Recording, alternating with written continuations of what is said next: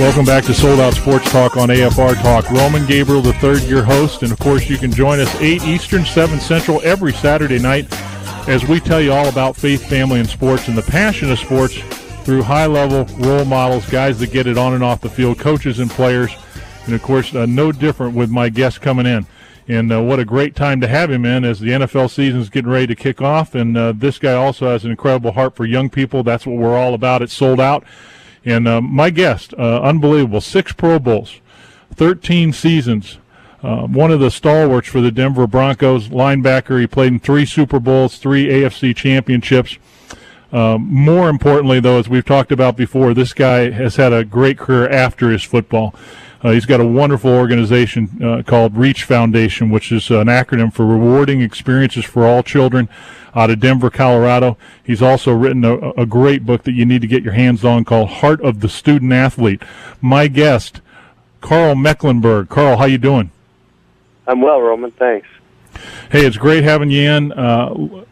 You and I had a chance to meet at the Super Bowl. It was, I think, Super Bowl 39. You were playing the NFL Alumni Golf Tournament. I remember talking to you back then about the state of football, and I know you probably, like every other guy that's pre-1993, have been interested in the resolve of this CBA situation. It looks like we have gotten a deal done. One of the things we've been talking about on this program has been the deal for the pre-1993 players. There have been several figures thrown around, but the details are still a little sketchy. Is there anything you can fill us in on in terms of those pre-1993 players and something you might have heard? No, I'm in the dark like everyone else. I'm just hoping that, the money that was designated for retirement doesn't just go into the 401ks and retirement programs of the active guys now. And that's kind of what's happened in the past. And it would be great if you go back and reach back into the past and make a difference in some of these retirees' lives. There's ex-players that are on the NFL films constantly that really deserve to have a cut of the money. We've talked about that. My dad's one of those guys. He played 16 years in the NFL, and a lot of the guys, his friends and people that I talk to, Coach Mike Ditka, others that a lot of people don't realize that obviously the money wasn't the same back then.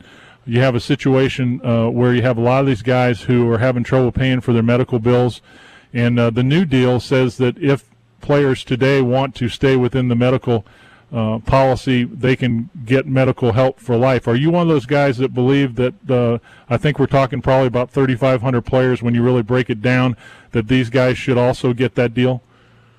There should be some sort of buy-in. I was a player rep for the Broncos for years and fought with Gene Upshaw about this very problem. I brought the baseball players' healthcare program to Gene and showed him how it worked. Basically you have a step-down program where you can pay, and it's obviously a supplement, but you can pay a monthly fee and keep in the same program. And you can step down to just you and your wife, or you step down to no any sort of obstetrics or anything like that, or just step down to yourself, and it makes sense. I mean, truthfully, I just tried to get health insurance myself. I had a job doing some work with the window company, and part of the deal was I was on their health care program. The company got bought out. Now I tried to apply for health care, and they turned me down. I mean, that's just the way it is. You go through the years that ball players go through in that job, and you end up beat up. So there are some pretty sad situations where there's guys who have spent all the money they've got from football on health care, just trying to stay alive and end up in a really tough situation. Karl Mecklenburg, former All-Pro linebacker of the Denver Broncos, with us, and he also has his own foundation, the REACH Foundation, that he's heavily involved in, and also a motivational speaker out there. We'll get to that in a second, but I want to talk to you. Let's talk more positive things. With the football season on the horizon here, we've seen a lot of things going down this week. I know fans are happy to quit hearing about this labor problem and start talking about their own team. For somebody who hasn't been to Denver, Karl, obviously you played at a time where the Orange Crush and the Denver Broncos and John Elway and those great teams that you guys were on back then. The Broncos trying to get back there right now. What is the atmosphere in Denver in terms of the excitement of this coming year and seeing if the Broncos can turn things back around? There's a lot of excitement. There is every year. We're all tied for first at this point. Bringing Coach Fox in, I think, will make a difference. There's going to be accountability. Having John Elway in the front office, I think, will make a huge difference. The team really hasn't had a football person in the front office for 15 years since John Beek left. So there's a new excitement and a new. Everyone's looking forward to it. It's going to be different. Tim Tebow. Everyone's excited about his chances of becoming the NFL quarterback we all think he can become. So it's going to be a growing process, but it's the start of something good at this point. Tim Tebow, you mentioned this is a guy who has come into the Denver area and kind of done the same thing he did when he was in Florida, which is turned the fan base on, spent a lot of time, established himself, doing a lot of things in the community. Obviously, this is a fine young man and somebody who has great character.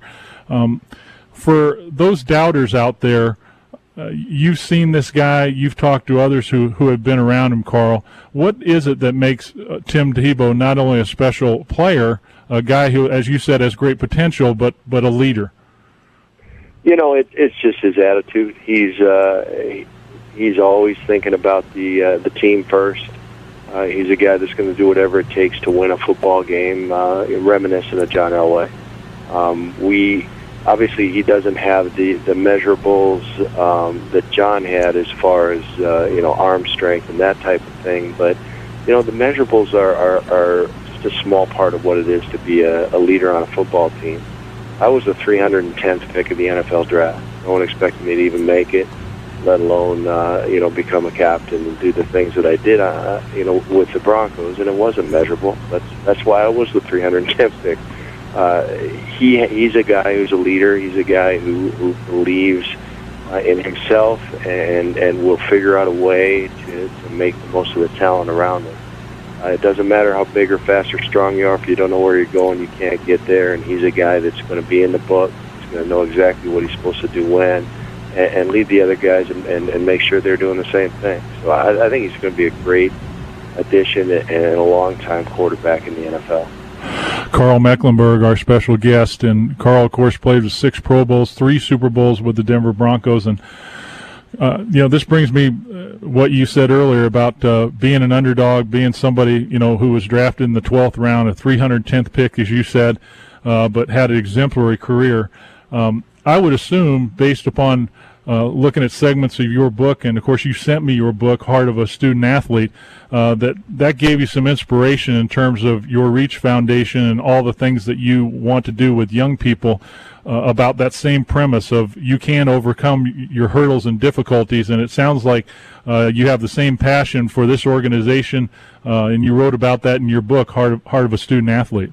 Yeah, Roman, I truly believe that success is overcoming obstacles on the way to your dreams. First of all, you have to have the dreams, and it's difficult. Life kind of knocks that out of people. But when you look at the guys in the NFL, the vast majority have come from real tough background and have overcome their whole lives, and that's why they're able to overcome on the football field. I believe that God's given each and every one of us more talent than we can use in a lifetime, but along with that, He's given us free will. I mean, it's up to us to go out, try new things, have that courage, have that drive, have that desire, and that's a personal thing. You've got to find that passion, find that mission, and then pursue it relentlessly. To me, that's the difference. I saw great talent come and go in the NFL. Every training camp, they bring 110 guys in. At the end of it, there'd be 50 on the team, and the difference wasn't talent. The difference was a bunch of other things. So I'm trying to get that across to young people. In my foundation, the Reach Foundation, we have a reading program in the Denver Public Schools. The graduation rate in Denver Public Schools is less than 50%. national statistics say that 90% of high school dropouts can't read. So we're reaching the kids in elementary school, challenging them to read 100 minutes a week outside of class. Incentivizing them. Top readers get a plaque in their school. Get to come down to Vesco Field for a big celebration in the spring. Get a bunch of free stuff. It's a fun thing, but it's also making a difference. We're reaching kids and allowing them to realize, you know what, I control what goes on in my life by my actions and by my decisions. And if you're going to sit down and take the time to read 100 minutes a week, we're going to reward you. And ultimately, you're going to find out that it's going to make a difference in your own life. Karl Mecklenburg, he's involved with the Reach Foundation, as he said. And if you want more information, you can go on Karl's Facebook if you follow Facebook at Karl Mecklenburg. And then also, what's the website, Karl, if they want to get some information on Reach Foundation? Yeah, it's karlmecklenburg.net. KarlMecklenburg.net. They can get the information about Reach Foundation. And about 1 minute left in this segment. We have a lot of parents that listen to this show at American Family Radio. If you had to say one thing about the importance of spending time with your children preschool and before they really start school and helping them to read, what would that word be? Is read with them. It's read in the house, read before bed. Just let them know how fun it is. There's great opportunities. There's libraries across the country. It doesn't cost anything. Just get yourself a library card, bring the child down there, spend some time, make sure it's a priority, and the kids will pick it up. I've got dyslexia myself, which means it was real difficult for me to read. It was great for football. I could play on the left side or the right side. I didn't know. I didn't care. But in reading, it's a tough thing. So to me, that's the thing. Spend the time. Because it doesn't matter what you say. You can tell them to read all you want, but they don't see you reading. If they don't read with you, they don't think it's important. It's what you do. It's not what you say.